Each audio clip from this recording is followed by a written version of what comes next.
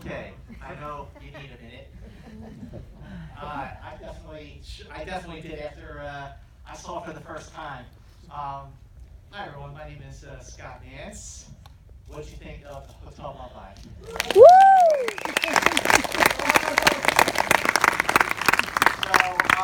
Thank you so much for being here at the world famous Arclight Hollywood, because this is the best theater in the world. This is, really, this is where all these great Q&As happen.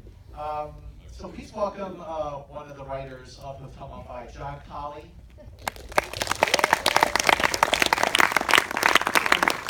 He's on his way. He's on his way. So please welcome the Making director and fashionably late writer, Anthony entrance. Maris.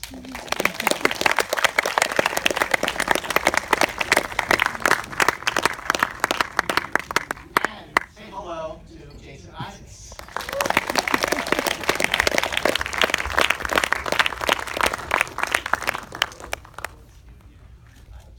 Oh wow, you got the beers going. No wonder you were late. Well, thank you very much, everyone, for staying. It would be very embarrassing if we came in and all that. Well, thank you so much for being here to talk about this extraordinary movie. Really, Anthony and John, how did this start for you? Why did you feel like that this was a story that you had to tell, even though it sort of had been out there in a documentary form? So when the Mumbai attacks happened, I, like most people, didn't know too much about the particulars of it. I'd seen the burning buildings on television and some distraught faces running from those. But excuse me, we ran up here to get here on time. Different time. Okay. So yeah, I knew very little about the attacks prior to seeing Surviving Mumbai, in fact, and it was really after seeing that documentary that a whole different side of these really ghastly attacks opened up, and that was like a very human story, and as difficult as it might be, a really inspiring story, in that what I couldn't get my head around, particularly in terms of what happened at the Taj Hotel, but also at other places throughout Mumbai, was this idea that you had so many different people, so many different types of people thrown together in what was, this beautiful luxury hotel, but what became kind of hell on earth. And this idea that you had people from very different socioeconomic backgrounds, from different religious and ethnic backgrounds. You had Fortune 500 CEOs, and you had young lower and middle class Indian people who worked at the Taj. And the way that these barriers that usually divide us kind of evaporated when these attacks happened. You saw perfect strangers coming together to overcome something really difficult. I saw something in that. And I think, there's a lot of questions about why do a film that's centered on a terror attack? What's the use of it? I don't think that every terror attack is befitting of a film. In many cases, they tend to happen quickly. There's a shooting, there is a bomb blast, and we're left to deal with the aftermath. The dynamics of what happened in Mumbai, though, made for something very different, because it took so long for the security services to neutralize the threat. It took over 3 days, 68 hours. It left regular, everyday people to have to come together. And, it really was that where you had Christian, Hindu, Muslim, atheist people from all walks of life coming together. So through this, I found that hugely inspiring. I thought it was a story that had to be told. And that started after the documentary went through many hours of unedited footage, meaning the interviews of many different survivors. Went through those very carefully. We also went through phone intercepts, the ones between the gunman and their handlers back in Pakistan. They came out of a court case transcripts, of Ajmal Kasal, the self-surviving gunman. And, the things were quite chilling, and they provided a play-by-play perspective on how these radicalized young extremists thought about the world. And a lot of that was found its way into the film, so that's a good background. John, what about doing research, interviewing witnesses and survivors?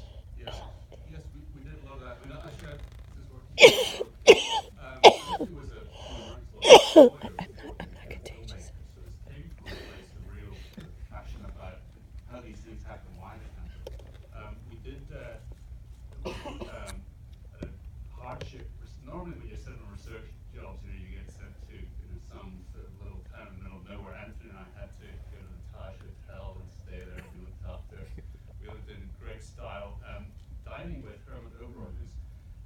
his character is kind of pretty much as you see him in the film. Most of these things happen to Herman. He came along to the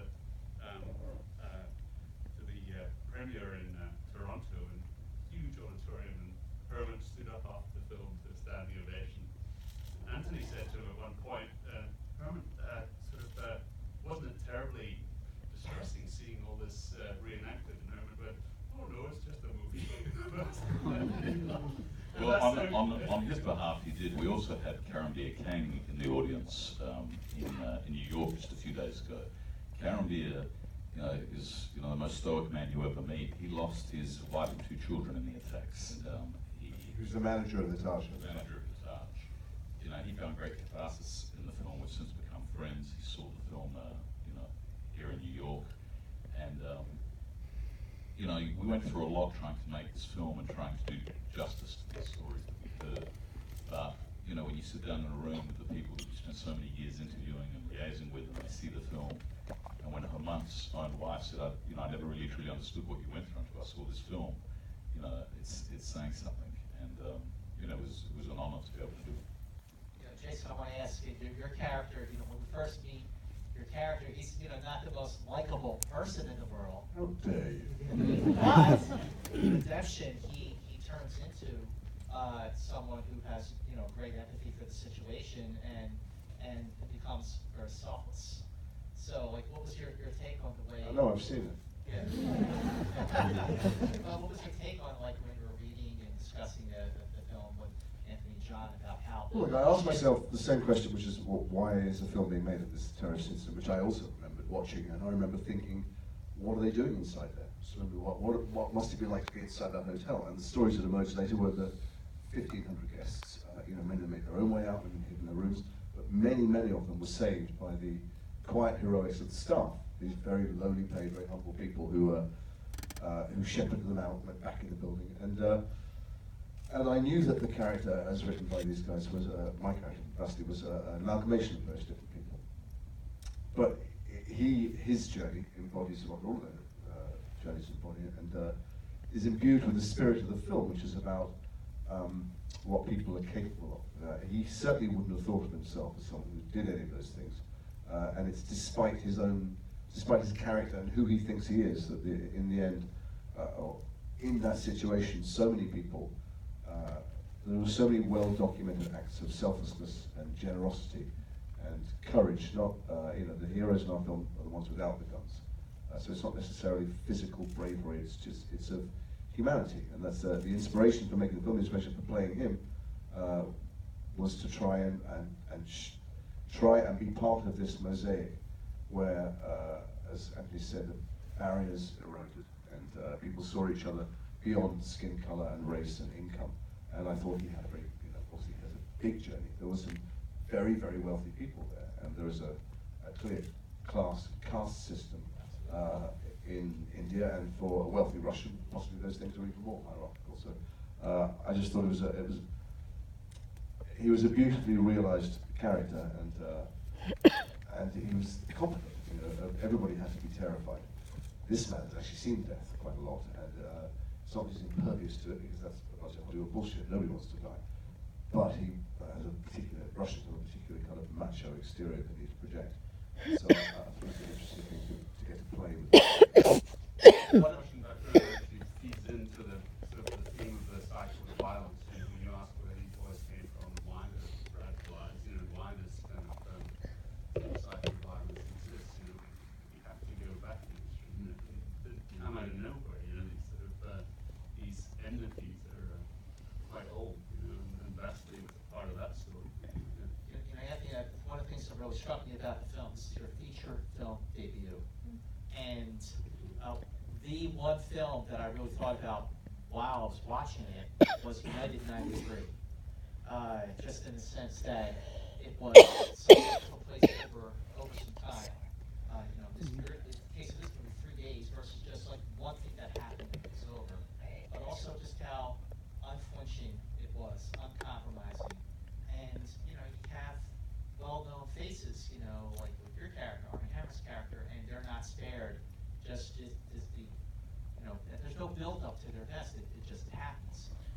I would say, sorry, they're very, very different films. because Paul made in 1993, who I've worked with, he's a friend of mine, that's all improvised. You know, he creates a structure for improvisation, and he deliberately wanted actors whose faces you didn't recognise, and he uses real air stewardess, flight attendants, and air traffic controllers and stuff. Whereas Anthony and John scripted all of this, there might be some improvisation around the edges. So it's a very different construction thing. Yeah, and like I obviously hugely respect Paul Greengrass as a filmmaker and his work. To be honest, we never looked once at United 93 or any other terrorist films whatsoever. You know, we sat across the table from many survivors of these attacks and many other witnesses of the attacks from different vantage points throughout Mumbai. And, you know, our constant guiding light was, you know, first of all, just to listen. We spent the better parts of 12 months, you know, traveling to different parts of the world, doing a lot of research, but just trying to listen and to do justice to their stories. You know, it is unflinching because the situation was unflinching. And, you know, it is brutal because a gun is a brutal instrument, you know, and in this country, I think that people get, you know, been desensitized to gun violence. And, you know, it's every week or every couple of weeks you hear about a mass shooting, and if it hasn't got a high enough death count, it doesn't even make the news anymore. And I think there's a large chunk of this population that, you know, that think that it's a game, you know, or don't think much of it. You know, there are plenty of Hollywood films, which are great films, but, you know, which treat guns in a trivial manner. You know, people get shot, that, you know, you watch this film, you see how violent it is. You see how impossible it is, you know, for someone to cross the room and do a heroic punch. These guys in our film are heroes, as Jason said, for never throwing a punch. You know, it's funny when you watch it with crowds. I've watched it in a few different countries now with these guys, and of course there's an expectation because it's Armie and he's tall, blonde, handsome, or because it's me and I play these characters. We're going to turn around and grab the gun by the muzzle and pull some ninja moves, and of course that's not what happened that night in the hotel. And there's a, you know, the violence in this film is it's one of those rare occasions where it's justified. Showing it graphically on screen because they didn't want you to stint, did they? The survivors did not want you to stint at all. Like it's shocking because it's intended to be shocking. So these are difficult things to endure. You know, the attempt was at least to try and put audiences in the eye of the storm. You know, and then I personally think as a catharsis when you see these different people coming together in order to sort of get through this. That was really, you know, it's when you sit with Oberoi, here you're looking at a man, you know, who lost staff members, who had Muslim staff members working for him, who died protecting his guests. You know, they were shoving baking trays and pots and pans down their shirts to act as makeshift bulletproof vests, whilst they're acting as human shields for their staff. There's no need to amplify this. There's no need to sugarcoat it. You know, it's rough. And, you know, and particularly in this story, Muslims are victims, they're heroes, they're also perpetrators, but, you know, you see a very different face of it in Zara, for instance. The scene where she, as an unarmed modern Muslim woman, gets up and looks this guy in the face and has the courage of her convictions in her version of her religion, which gives her strength and courage. You know, and his brainwashing crumbles in that moment. And some people may not get that on the first viewing, but, you know, I think if they give the film a chance, they may. Actually, just to follow on from that, almost everything that happens in this film really happened, and really what Anthony and I did was to piece together a lot of real moments. You know, we created composite characters. There was a guy who was Jason's character, a little less extreme than that particular guy, but there were two waiters who did pretty much everything that Dev did, and another girl who was trapped in the CCTV room who gave us that part of his story. So it is, in a strange way, it's a documentary rendition of what happened. And one of the reasons it feels so intense is because this actually unfolded over 48 hours and we condensed it into... Well, no, that's not exactly right. When the Taj staff got out, it's as our film maps the timeline of the events. The Chambers guests did get out the following morning, 7 or 8 o'clock in the morning. The only compression comes from the fact that the gunmen after that in our film were killed immediately after. In reality, it took a number of days to neutralize the 10 or the 9 remaining gunmen across the city. So the events that you see in the film, when the hotel was first attacked, the preceding stuff in the train station, all the stuff with evacuating from Chambers, that is in real time, and that's something that a number of critics, have They're not here. No, Don't worry about it. Well, people have videos. These people so they'll say see it. They'll that- see yeah, it. yeah. No, and it's a justified thing. I understand how people think we can press 3 days into one. We didn't. The main set of characters that we followed throughout the film were based on real-life persons who did get out the next day. What a lot of people fail to appreciate is the Taj is a huge building. It's, fits over 500 guests, over 1,500 people in there when the attacks happened. And to clear something of that size, not just of gunmen and terrorists, but there was a lot of unexploited Chinese handguns and RDX and all sorts of things that they had to clear across 11 sites. So this is what took 3 days. And did some people take a number of days to come out? Yeah, they did, because earlier they heard knocks on the door and they heard gunshots, so they didn't come out. So it took time. But the events as portrayed in our film, in large part, happened in sequences as they occurred. Again, it took a number of days to neutralize the situation in the Taj and elsewhere. I just remember something, that part of, I remember to say it, I've been thinking about it a lot, and we've all been thinking about it a lot. But part of the reason to make the film, specifically about this incident, for the inspirational story of what the staff did and how people banded together across their divides, is because this is a time, both in my country at home and in this country here and in other places, where wedges have attempted to be driven between us all the time, based on class and colour and income and all kinds of things. And we're told that we're essentially human beings are pretty selfish, and it's Darwinian, the survival of the fittest and strongest and most powerful. Actually, it's a lie. When these people were in the very worst situation you can ever be in, fighting for their life and scared for their life, they did the very opposite of serve themselves.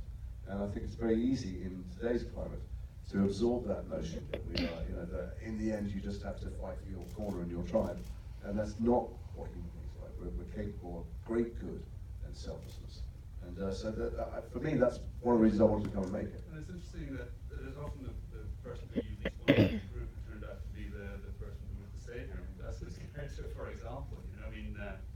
And we all have that sense of in work groups, our families, our extended families, where diversity actually starts off being a burden and ends up being the thing that saves your life. And I think that's probably what was sort of borne out by all those experiences. In fact, if you're interested, you can go and Google the ordinary heroes of the Taj Hotel. It's a piece that the Harvard Business Review did, where they got a team of psychologists to go over to India, because they were asking the same questions that we were.